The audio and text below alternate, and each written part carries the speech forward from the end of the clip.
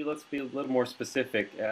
If I was somebody who didn't know anything about the Middle East market, what unique observations have you come across while doing your research for the book, and you know what stands out in terms of opportunities or trends or you know anything of that nature?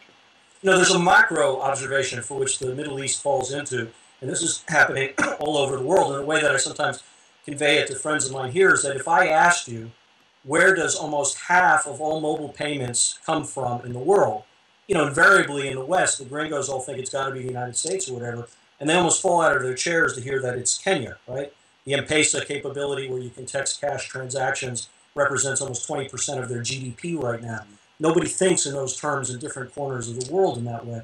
And so what is happening, because there is so much of this wonderful technology ubiquitously in the hands of anybody, anywhere, that you've got this unbelievable experience for people inexpensively to innovate, to create problem-solving opportunities.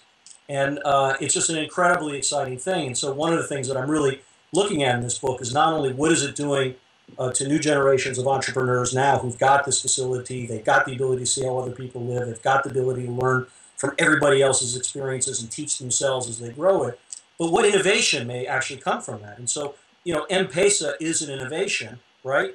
Even though it's a text capability and everything else.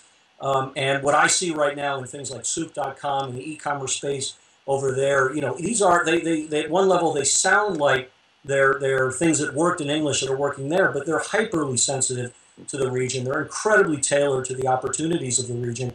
And I think in that, we're going to see some very interesting innovation. We call it Made in MENA, which is actually going to be not just about each country, not about each part of the region, but actually do something that people will use around the world because it's easy to do.